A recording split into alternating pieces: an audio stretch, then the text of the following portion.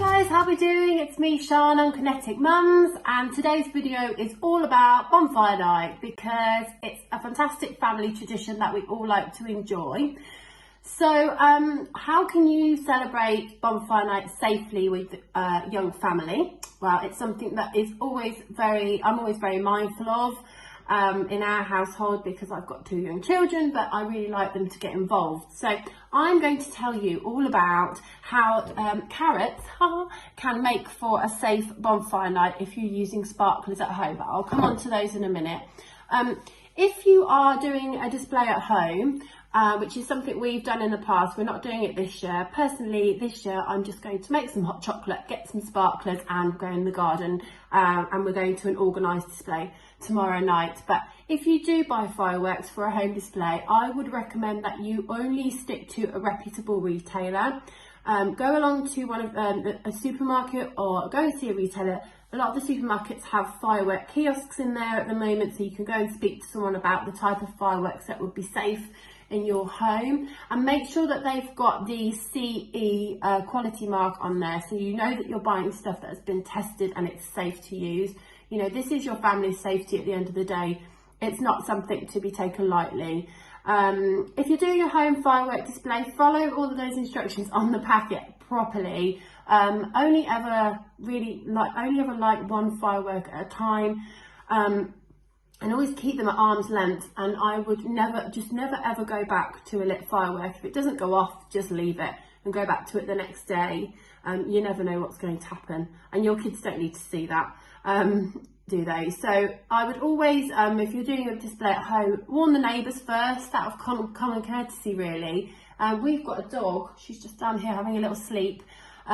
She gets very angry around fireworks, so that's why we don't do it at home very often. But make sure that your pets are fully safe and out of the way as well, really. But like I said, we'll still be doing bonfire night, just no fireworks in our household. So back to my carrot. By the way, look at my firework themed sparkly nails. I've just had those done. So carrots, how can you use carrots to keep safe on bonfire night? If you get a fairly sturdy fat carrot, chop the end off. Look how that is something that a little hand can grip quite safely. Chop the end off, stick the metal sparkler into the firework, and then make sure your child always holds the firework at arm's length. Holds the sparkler at arm's length. And it's just a bit safer for them to hold, because it's really hard to hold a little metal stick when they're holding their sparklers. Make sure they've got gloves on as well, just to protect their hands. It's really recommended that you don't give sparklers to a child under 5. Just for safety, so they understand what they're doing. And instead of telling my kids, I'm always telling my kids, don't do this, don't do that, I'll show them. So I would demonstrate how to use a sparkler before you let them loose with one, because they tend to pay more attention than if you're just telling them, standing there, just giving them lots of instructions that they're probably not going to listen to, let's be honest. After you've lit the firework, after you've lit the sparkler, have a bucket or a bowl of cold water next to you so the kids know just to throw the sparklers straight into it. Never ever pick one back up off the ground. It's all standard advice, but we just really need to remind ourselves of it when little kids are about, really. I'd also make sure as well that a lot of Halloween and bonfire nights are combined, and I always think about Halloween costumes around sparklers. Luckily it's past, it's fine, but think about scarves and loose clothing around sparklers if they, you don't want anything that might catch light or, injure your child. So it's just about really being safe and aware, isn't it, I think? If you've got any safety tips, I'd love to hear what they are. And I always think it's always good to read up beforehand on first aid, on what to do if something does go wrong.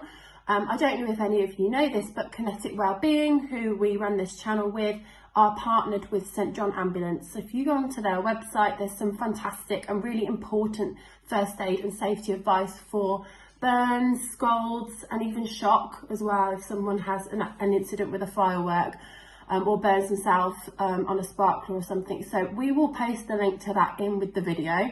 And I really recommend that you have a read of that beforehand. But overall, just have a fantastic bonfire night. Let me know how you get on. Tell me all about what you've been doing. We love to hear what you guys are up to as well. And we'll be back later on in the week with loads more fun advice and tips on how to champion your family's health. So see you all soon, guys. Take care. Bye.